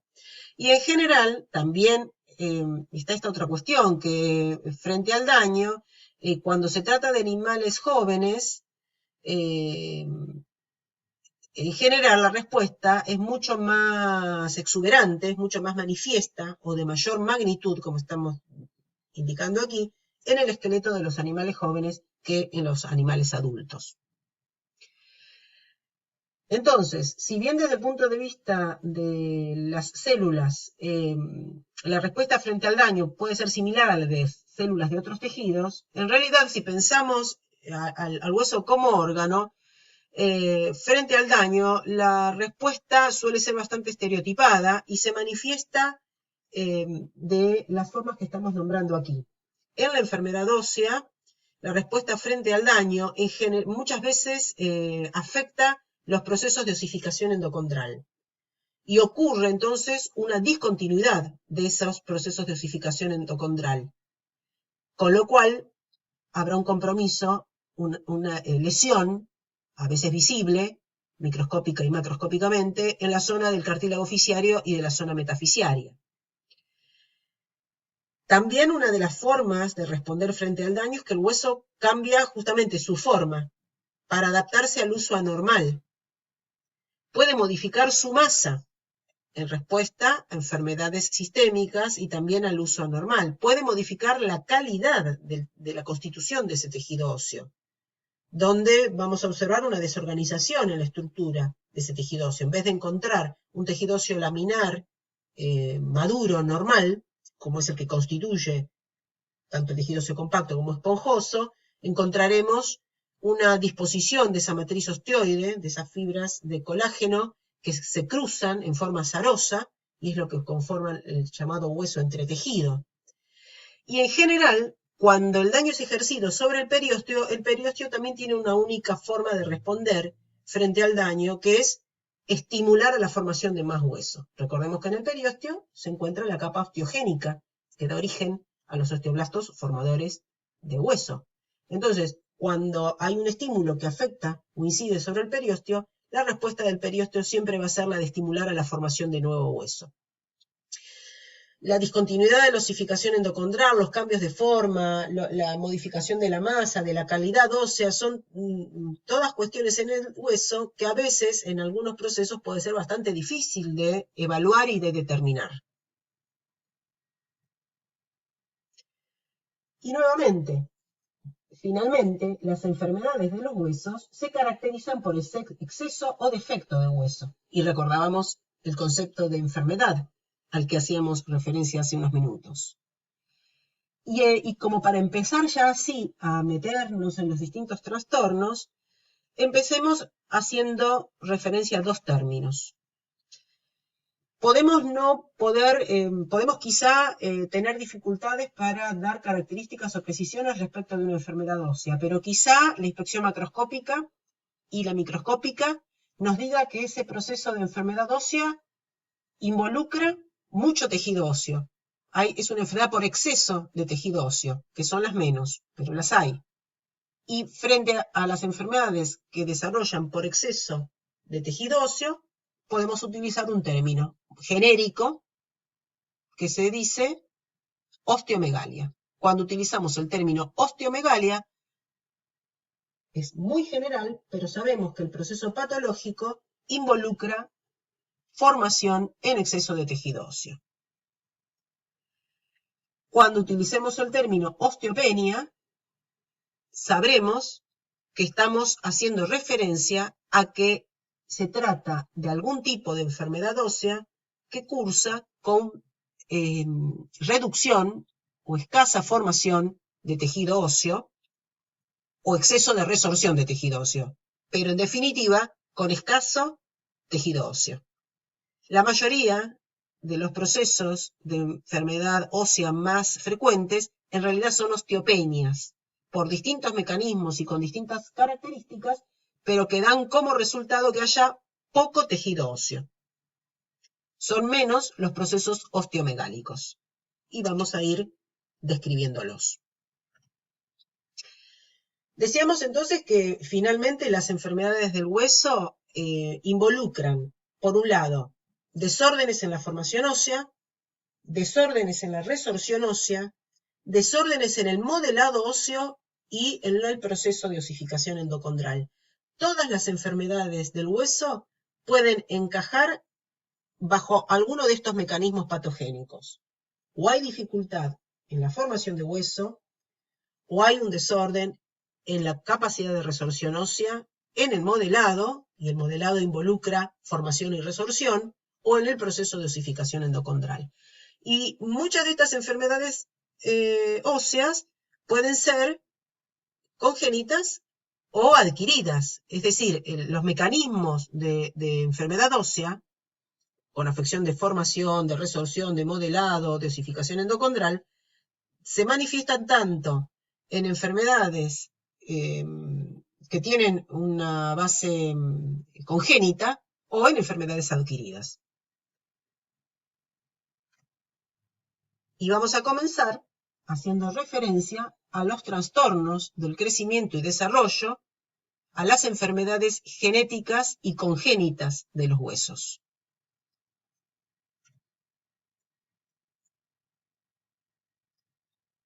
Algunas de estas enfermedades justamente desarrollan como consecuencia de influencias hormonales, de defectos a nivel de las hormonas, trastornos del crecimiento y desarrollo, a veces con una base hereditaria, como trastornos congénitos, pero donde el problema radica en la influencia hormonal. Y entre estos trastornos podemos hablar de dos procesos. En general, digamos, los trastornos del crecimiento y del desarrollo asociados a alteraciones hormonales van a tener que ver con defecto o exceso de la hormona en cuestión.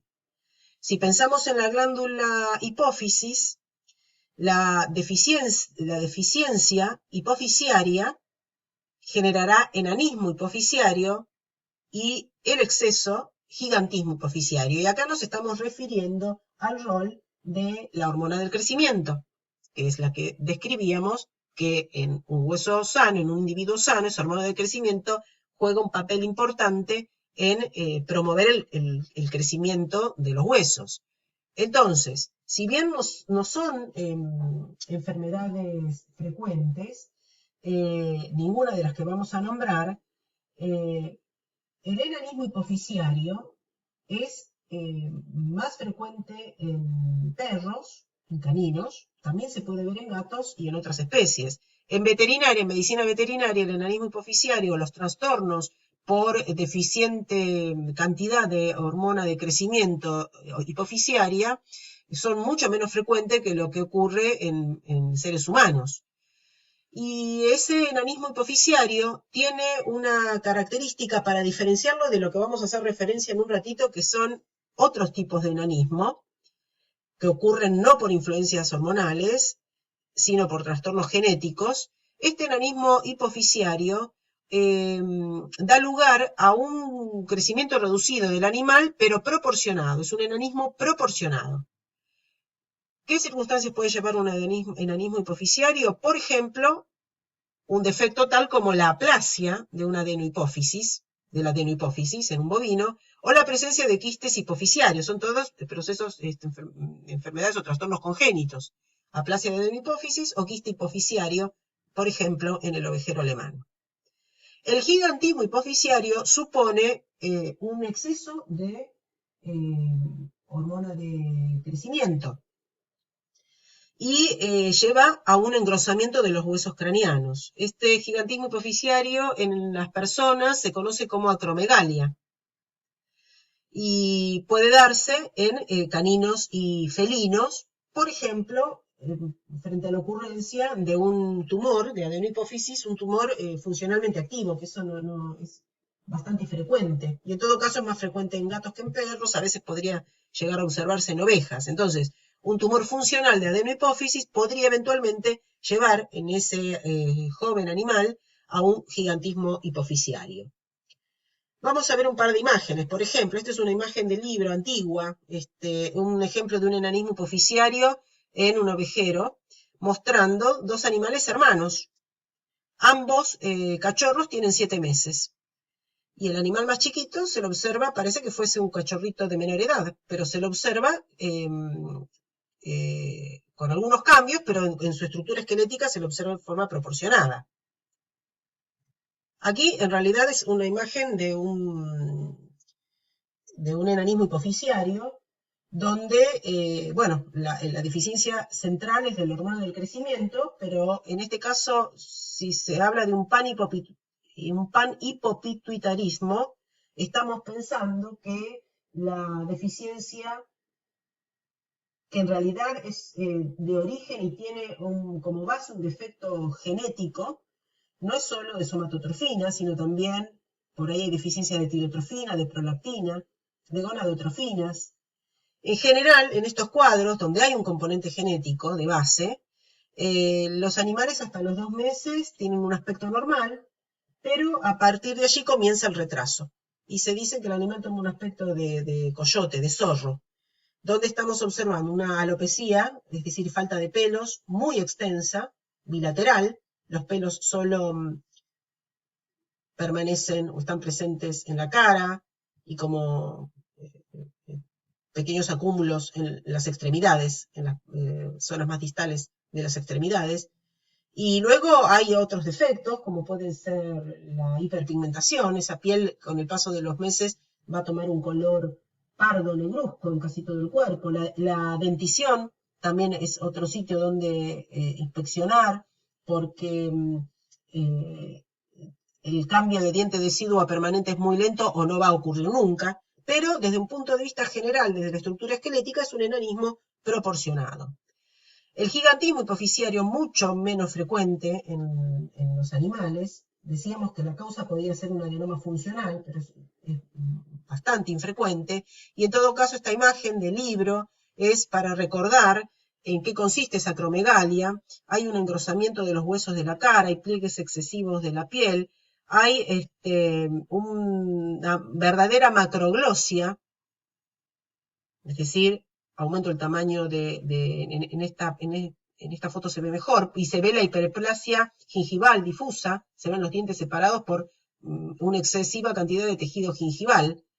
Ahora hay una aclaración en esta imagen que justamente este no es un caso de una acromegalia de origen hipoficiario, es la imagen que ilustra. Igual la incluí como para recordar en qué consiste este término o este proceso patológico que denominamos acromegalia. En este caso, la hormona de crecimiento fue producida, similar a la hormona de crecimiento producida a partir de un tumor mamario, inducido por en forma iatrogénica por la aplicación de hormonas anticonceptivas. ¿Qué pasa qué trastornos de crecimiento genera una alteración a nivel de la síntesis de hormonas tiroideas? Recordemos que las hormonas tiroideas favorecen también el crecimiento de los huesos. Entonces, en una situación de hipotiroidismo, va a haber un retardo del crecimiento y desarrollo de los huesos. ¿Y en qué casos puede darse como un trastorno congénito ese hipotiroidismo? Bueno, un animal puede nacer con hipotiroidismo y entonces ver todo su crecimiento retardado porque ha sufrido durante su desarrollo la deficiencia de iodo de la madre, es decir, un hipotiroidismo materno en la preñez que lleva a un hipotiroidismo congénito, o con aplasia o hipoplasia tiroidea. El hipertiroidismo, que suele ser bastante frecuente en las pequeñas especies, en general lleva en un animal joven a acelerar los procesos de maduración, es decir, ¿a qué se le llama maduración ósea? Que las placas de crecimiento se mineralicen y ya dejen de favorecer el desarrollo en largo de los huesos. Entonces, hay una aceleración de los procesos de maduración en el hipertiroidismo y en casos muy graves puede llevar a un proceso osteopénico que desarrollaremos en la apodistopatología, que es la osteoporosis, donde va a haber poca masa ósea, poco tejido óseo, bien mineralizado, pero escaso. Aquí estamos viendo también nuevamente un cachorrito de ovejero alemán de 7 meses, muy pequeño, con un crecimiento muy retardado, con pelo hirsuto, y la radiografía está incluida para demostrar que hay un retardo, en este caso en la maduración ósea, y con algo de osteopenia en los huesos vertebrales y en los huesos del carpo y falanges. ¿Y qué pasa con las hormonas gonadales, las hormonas sexuales? Estrógenos y andrógenos, decíamos, juegan su rol en el crecimiento y sobre todo en la maduración del tejido óseo, del esqueleto. Entonces van a marcar estas hormonas justamente el paso del animal juvenil al animal sexualmente maduro donde también el tejido óseo sufre maduración. Si hay un hipogonadismo, eventualmente una hipoplasia o aplasia gonadal, y mucho más eventualmente que ocurra por castración, pero en principio una castración muy temprana, o ya ese defecto genético de hipoplasia o aplasia, va a retardar el proceso de maduración ósea. Es decir, va a retardarse la fusión de las epífisis, el cartílago de crecimiento va a seguir activo, trabajando y produciendo crecimiento en largo de esos huesos, entonces el animal puede tener un aspecto muy juvenil, con patas más largas, con caderas más pequeñas en el caso de machos y hembras, que no haya diferenciación. Recordemos que las hormonas sexuales influyen en la diferenciación sexual de la pelvis. Las hembras van a ir destinadas al parto, el macho no. Y en el caso contrario, en una situación de hipergonadismo, es decir, un exceso de hormonas sexuales, y esto podría darse por propias neoplasias de las propias gónadas, o incluso por una hiperplasia de la corteza adrenal, porque recordemos que una de las capas en la glándula adrenal también tiene capacidad de síntesis de hormonas sexuales. En ese caso, ese exceso de hormonas sexuales estimularía a un cierre prematuro de los cartílagos de crecimiento, a una maduración prematura del esqueleto. Y esto es lo que muchas veces se comenta incluso en las personas, cuando comienzan a practicar ejercicios en gimnasios, por ejemplo, esas recomendaciones que hacen los endocrinólogos a quienes somos madres y los hijos varones sobre todo, que empiezan a hacer trabajo de musculación muy jóvenes, y en algunos gimnasios ese soporte nutricional que a veces involucra también el uso de hormonas. Bueno, en un individuo en crecimiento, en una persona en crecimiento, ocurre lo mismo en los animales. Se acelera en forma prematura el cierre de las placas epifisiarias, y con eso lo que por ahí se juega en contra se impide de alguna forma el normal desarrollo del esqueleto que hubiese tenido ese individuo sin esa estimulación hormonal temprana. Entonces, no termina de alcanzar la altura, el largo de esos huesos, la altura del individuo por su desarrollo en el esqueleto, y se estimula al cierre temprano de los cartílagos de crecimiento. Y finalmente, en una situación de hiperadrenocorticismo, en general, es más que un trastorno del crecimiento, se manifiesta ya en animales de más edad, en casos importantes de hiperadrenocorticismo, al síndrome general se le suma la posibilidad de la osteoporosis, porque lo que estimulan las hormonas de la corteza adrenal es la resorción ósea, estimula la actividad osteoclástica y reduce la tasa de formación ósea. Entonces, resulta que podemos nombrar trastornos del crecimiento y desarrollo que tengan su base hormonal. Y también podemos nombrar trastornos del crecimiento y del desarrollo con una base genética y congénita, donde se vean afectados, decíamos, los distintos mecanismos: formación ósea, resorción, modelado u osificación. Y esto puede dar lugar a distintas enfermedades con anomalías congénitas generalizadas. Y entonces, haciendo referencia a las anomalías congénitas generalizadas, vamos a describir algunos procesos de enfermedad, ejemplos de procesos de enfermedad que justamente son ejemplos de los distintos mecanismos de enfermedad por el que el hueso desarrolla lesiones. Vamos a hablar de la osteogénesis imperfecta, de la osteopetrosis. Vamos a hablar de los enanismos o condrodisplasias, o sea, cuando el tejido óseo y el cartilaginoso sufren entonces trastornos en una base genética, trastornos congénitos que van a llevar a defectos generalizados en el esqueleto.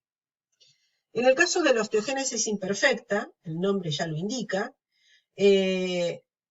hay una reducción de la masa ósea y el defecto se encuentra en los osteoblastos, los encargados de sintetizar el colágeno tipo 1, que es el mayor constituyente de la matriz ósea. Entonces, en la osteogénesis imperfecta, la incapacidad de estos osteoblastos para producir colágeno tipo 1 lleva a una serie de deformidades en los huesos y en otros órganos, como pueden ser cartílago, ligamentos, tendones, dentina y hasta esclerótica, donde el colágeno tipo 1 está presente.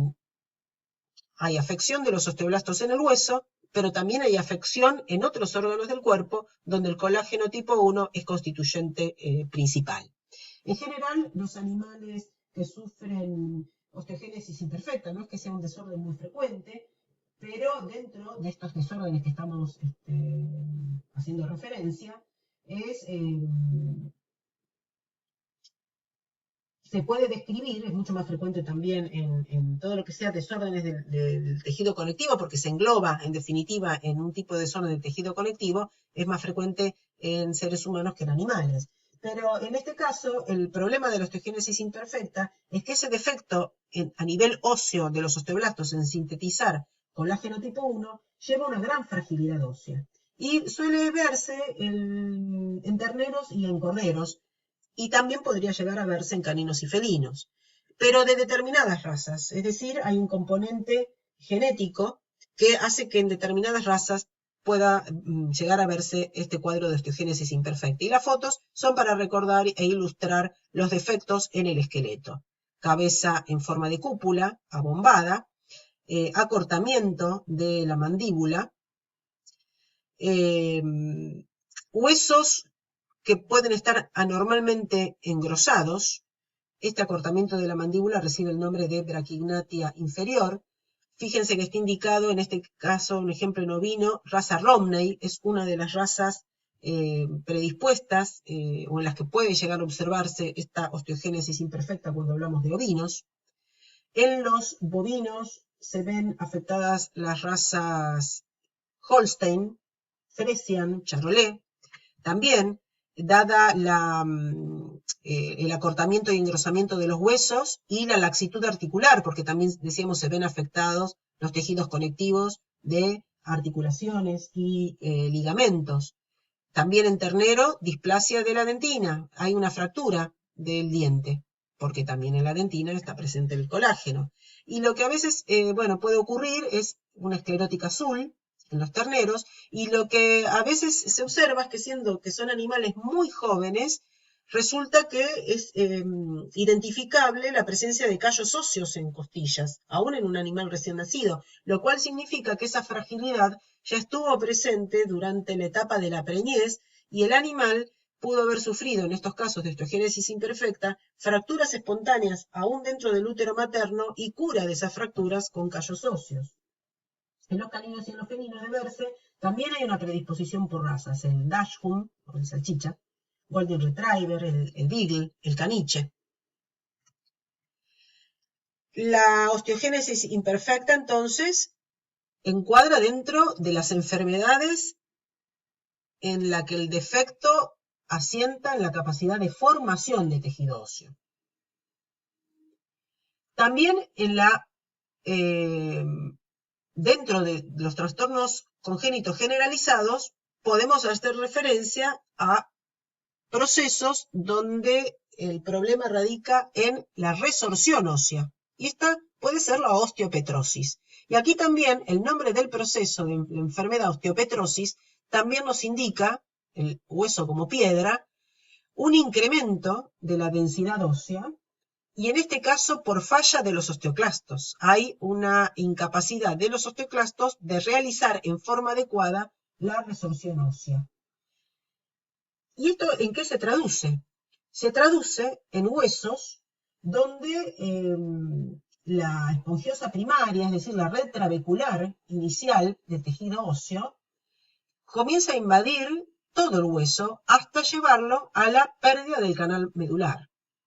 La osteopetrosis congénita afecta a distintas especies y dentro de esas especies también a distintas razas, con lo cual también se supone que hay una base genética.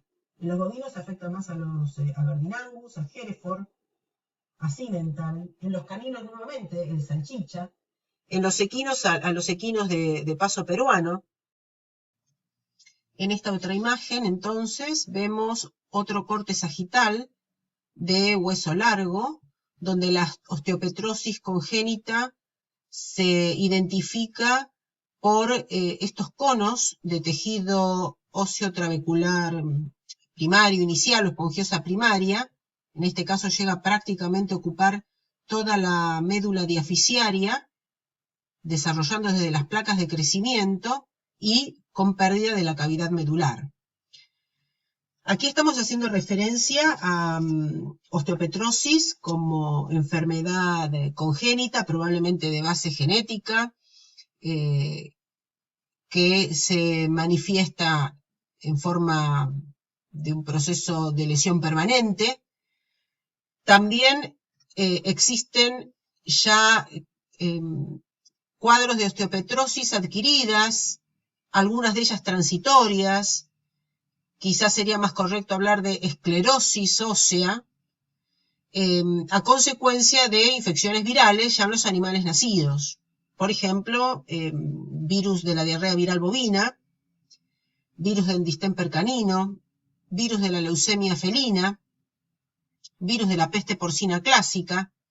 Son infecciones virales que en animales de temprana edad, pero ya nacidos, pueden generar retrasos del crecimiento que se traducen con zonas de mayor densidad ósea, que pueden incluso afectar también la cavidad medular, pero que eventualmente pueden ser lesiones transitorias. En general, se prefiere el uso del término osteopetrosis para este desorden manifiesto como enfermedad congénita. También dentro de las enfermedades congénitas del desarrollo y del crecimiento, pero como ejemplo de desorden del modelado óseo, tenemos dos entidades que son la osteopatía cráneo-mandibular, que afecta a los caninos, y la hiperostosis congénita, que afecta a los porcinos. La osteopatía cráneo-mandibular es una enfermedad poco frecuente, donde también hay una predisposición por razas. Inicialmente fue descrita para esta raza West Highland White Terrier, pero también se ven afectados el labrador, el gran danés, el Doberman Pinscher, el Scottish Terrier, el Boxer, el Bulldog, o sea, distintas razas, no todas, sí algunas, por lo tanto, también se piensa en una cuestión genética de base, y es un desorden proliferativo. En realidad hay nuevo depósito de hueso que compromete sobre todo la mandíbula, el hueso parietal, la bulla timpánica, pero también a veces, y sería este el caso de esta imagen, el hueso frontal, el hueso maxilar. La bulla timpánica se llena de tejido óseo. Se la conoce también a la enfermedad como mandíbula de león, donde, bueno, y también el hueso occipital. Entonces, todo lo que es cráneo, mandíbula, occipital y temporal presentan una proliferación desordenada, depósito de nuevo hueso, afecta a los animales de estas razas que nombrábamos cachorros, 4 o 7 meses de edad. Por la proliferación del tejido óseo comienzan a tener problemas de dolor y problemas para alimentarse, porque les causa mucho dolor y dificultad el movimiento de las mandíbulas. Y en algunos casos, como la causa todavía realmente es desconocida, si bien está esta predisposición por razas que hace pensar de algún factor genético, también se considera que podría quizá tener una causa infecciosa que dé lugar a un proceso inflamatorio. Entonces están esas dos teorías. Por un lado que hay ciertas evidencias genéticas, y por eso la predisposición por raza, y por otro la posibilidad por allí de un origen inflamatorio que lleva a la estimulación periosteal y a la producción de nuevo hueso. En principio, si los animales son alimentados y cuidados, es un trastorno que podría superarse con la edad, pero a veces por el sufrimiento mismo animal es que se los termina sacrificando. Entonces, aquí estamos viendo dos muy buenas imágenes que nos dejan ver la bulla timpánica completamente ocluida por tejido óseo formado, nuevo, lo mismo aquí en el maxilar. Y se habla de un trastorno del modelado óseo, porque no es solo la posición de nuevo hueso, sino que hay una irregularidad y una desincronización que involucra tanto la formación y la resorción. Por eso es que se encuadra dentro de estos desórdenes del modelado óseo. Otra enfermedad, y esta se ve cada tanto en los lechones, es la hiperostosis congénita. También se presenta como un trastorno del modelado óseo. En general los animales nacen muertos o mueren a los pocos días de vida. Se observa sobre todo, si miramos este lechón, por ahí inicialmente puede no llamar nada la atención, pero si prestamos un poquito más de atención y ponemos foco en estos miembros torácicos, lo que vemos es que los miembros torácicos principalmente, y a veces también los pelvianos, se observan sumamente engrosados. Y cuando se hace la disección de esos miembros, lo que se observa es, aquí sería el miembro normal, en la imagen superior, en la imagen inferior, engrosado, en general porque hay evidencia de edema y tumefacción de todo lo que son los tejidos blandos alrededor de los huesos. Pero si miramos los huesos en detalle y los comparamos con el del miembro normal, lo que se observa es la formación de nuevo hueso periosteal por sobre el hueso compacto cortical. Y entonces hay un real aumento del grosor de los huesos que constituyen la base ósea del miembro torácico. La patogénesis es desconocida. En general, se supone que quizá el desarrollo de esta hiperostosis congénita tenga que ver con un mal posicionamiento del feto dentro del útero, en una posición donde el propio cuerpo del feto comprime los miembros torácicos, impiden un normal y adecuado flujo sanguíneo, y entonces ya sabemos que habiendo una reducción del flujo sanguíneo, hay una respuesta periosteal que estimula a la formación de nuevo hueso cortical y además favorecería el desarrollo del edema en los tejidos blandos. Esta es una imagen a mayor aumento de cómo se observa el hueso afectado, o sea, los tejidos blandos sumamente tumefactos con edema, y aquí se observa tejido óseo compacto cortical y una capa sobreagregada de nuevo y más abundante tejido óseo compacto cortical. Y finalmente también podemos, dentro de estos desórdenes generalizados, de estas anomalías congénitas que afectan en cierta forma de modo generalizado el esqueleto del individuo, podemos hacer referencia a los desórdenes de la osificación endocondral. Y hablamos de las condrodisplasias, o también llamadas condrodistrofias. Con el término condrodisplasias estamos haciendo referencia a que el trastorno radica sobre todo en el cartílago. Y entonces justamente las condrodisplasias son desórdenes en el crecimiento óseo, pero como resultado de lesiones primarias que afectan el cartílago de crecimiento. En este contexto de desórdenes de osificación endocondral como parte de anomalías del desarrollo, podemos hacer referencia a los distintos tipos de enanismo o dwarfismo, del inglés, donde en todos estos casos hay distintos grados de expresión y de compatibilidad o incompatibilidad con la vida postnatal, donde el modelo de patrón cartilaginoso presenta un mal desarrollo y de allí defectos en todo el desarrollo posterior del esqueleto. Y esta es una de las formas de enanismo incompatible con la vida postnatal. Es el llamado enanismo tipo bulldog, donde lo que estamos observando son todos ejemplos de enanismos desproporcionados. Esto es una primera diferencia respecto del enanismo proporcionado que se observa por efecto de deficiencia en la hormona del crecimiento, por cuestión hipofisiaria, el que llamábamos como enanismo hipofisiario. Estos son enanismos desproporcionados, incompatibles con la vida postnatal, confluyen toda una serie de trastornos en el esqueleto, el cráneo abovedado, un prognatismo mandibular, la lengua que queda fuera de la cavidad bucal, un vientre muy abombado, hay una hernia abdominal muy extensa, los miembros cortos, engrosados y rotados, o sea, toda una serie de defectos que llevan en este tipo de enanismo tipo bulldog incompatible con la vida postnatal y que también afecta a animales, principalmente en bovinos, de tendencia más a determinadas razas que otras. También en el bovino, enanismo tipo braquicefálico, es un enanismo desproporcionado, los miembros rotados, gruesos, también el prognatismo mandibular, pero son animales que pueden vivir.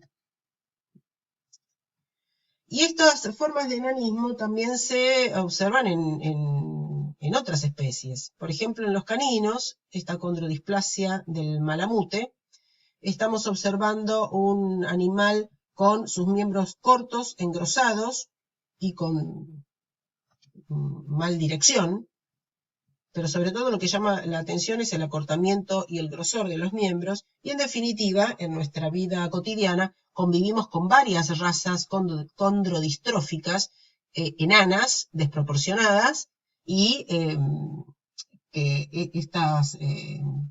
estos enanismos de alguna forma han sido seleccionados y preferidos por el ser humano, y bueno, y dan lugar a estas razas que suelen tener problemas esqueléticos en sus huesos por la desproporción de su estructura ósea, como el salchicha, el pequinés, el basset. Hablábamos de anomalías congénitas y trastornos del desarrollo generalizados, y ahora vamos a introducir algunos términos para ir ampliando nuestro vocabulario en patología, con los que referimos a las anomalías congénitas localizadas. Así entonces hacemos referencia a la braquicefalia como acortamiento de la cabeza, braquignatia, acortamiento maxilar o mandibular, prognatia o prognatismo, el alargamiento de la mandíbula, alatosquisis, ya lo habíamos visto en sistema digestivo, paladar hendido, trastornos localizados que pueden afectar la columna vertebral, cifosis, lordosis y escoliosis, según la curvatura de esa columna vertebral, sea una convexidad, una curvatura dorsal, lordosis, concavidad, curvatura ventral, y escoliosis, desviación lateral de la columna. Y aquí vemos algunas imágenes este es un esqueleto de un bovino, un cadáver bovino, columna dorsal, dorso y hacia el lumbar, estamos observando esta convexidad hacia dorsal, esta curvatura hacia dorsal, en un ejemplo de cifosis. Un ejemplo muy marcado de escoliosis, en este caso asociado a la infección, a una infección viral de una enfermedad que resulta exótica todavía en nuestro país, pero que está presente en el ganado bovino en Europa, y una muy marcada escoliosis, son los desvíos hacia los laterales de la columna vertebral. La braquignatia, acortamiento de la mandíbula en un feto bovino con infección en útero por el virus de la diarrea viral bovina. Muchas de estas, o algunas de estas anomalías localizadas van asociadas a infección viral del feto en el útero. O sea, infección viral materna y transmisión al feto en el útero. La palatosquisis, justamente ese es otro ejemplo. Esta es una palatosquisis bien completa, afecta tanto paladar duro como paladar blando. Se asocia a la intoxicación o el consumo materno en determinadas etapas del desarrollo fetal de ciertas plantas tóxicas, como pueden ser el veratrum, el conium maculatum, que es la cicuta, o distintas especies de lupinos, y también anomalías localizadas en los miembros. Amelia hace referencia a la falta de miembros, uno o más miembros. Hemimelia o peromelia, la ausencia de la parte distal del miembro. Polimelia, aumento en el número. Micromelia, reducción en el tamaño normal de los miembros torácicos o pelvianos. Anomalías en los dedos, que estas pueden llegar a verse, la falta de dedos o de un dedo, adactilia. Polidactilia, supernumerarios. Dactilomelia, dedos muy largos. Sindactilia, siempre sin hace referencia a fusión. Sindactilia, dedos fusionados. Polipodia, lo de podia hace referencia a pies directamente, ya no a los dedos, sino a pies supernumerarios. Y una anomalía que representa, va de la mano de muchas otras, o acompañada de otras anomalías, pero que su base reside en la falta de fusión del esternón, es el Schistosomus reflexus, que suele encontrarse y verse cada tanto en las distintas especies domésticas. Amelia, falta de miembros.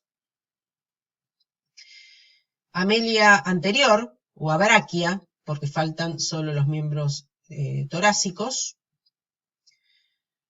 Polimelia, más de un miembro. Habría que, dice, si hacemos referencia al uso de polimelia, es porque la base ósea está presente aquí completa en dos miembros. Si no, solo sería polipodia, si solo fueran los pies.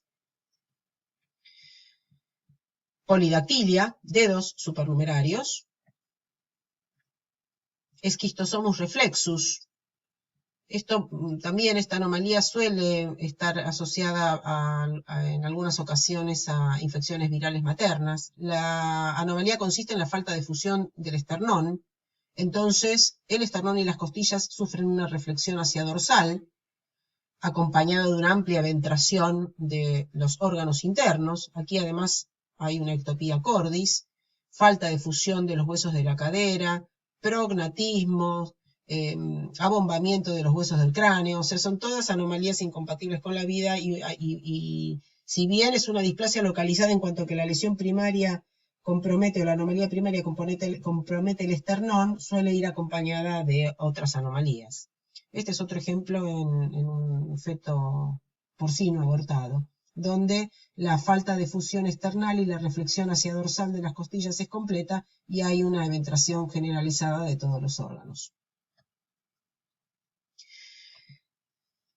Como parte de los trastornos del desarrollo, también podemos nombrar otra enfermedad que a la cual ya hemos hecho referencia en sistema hematopoyético, que es la porfiria eritropoyética congénita. Quizá lo recuerden, cuando hablábamos de las porfirias, en el caso de la porfiria eritropoyética congénita, una de las lesiones que se manifiestan es que ese exceso de porfirinas se traducen en la pigmentación de huesos, de dientes, también en la orina, y en este caso entonces se traduce en lo que en los huesos podemos llamar como osteocromatosis. Estamos en el contexto osteohemocromatosis porque en realidad la enfermedad de base es la porfiria eritropoyética congénita, donde, recordemos, ocurre un acúmulo excesivo de porfirinas debido a la deficiencia de una enzima, la uroporfirina cosintetasa, que lleva entonces a que se trata de un defecto de metabolismo de las porfirinas. La deficiencia enzimática lleva a un acúmulo de porfirinas en distintos tejidos, en la sangre, en los huesos y dientes, en orina, en materia fecal, uroporfirinas, coproporfirinas. Y las porfirinas tienen la particularidad de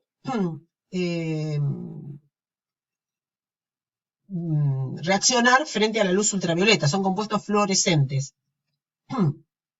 En general estamos aquí entonces viendo dientes, ejemplo de una osteocromatosis, pero afectando los dientes de un color pardo oscuro, en un bovino, aquí con luz ultravioleta, los dientes y parte del hueso mandibular. Reacciona y se vuelve fluorescente frente a la exposición de los rayos ultravioletas. Color rosado del cuerpo vertebral, fluorescente. Y un ejemplo extremo de osteocromatosis o porfiria eritropoyética congénita, poco frecuente en porcinos, donde, fíjense el color del riñón, un color de un vino porto, rojo muy intenso, oscuro, hacia el violáceo, y lo mismo muy marcado en el resto de los huesos. Y en este caso, el ejemplo de osteocromatosis en huesos de un felino. El color pardo rojizo es evidente, sobre todo en uno de los huesos, si lo comparamos con otro hueso normal. Bueno, y aquí dejamos esta primer parte del teórico.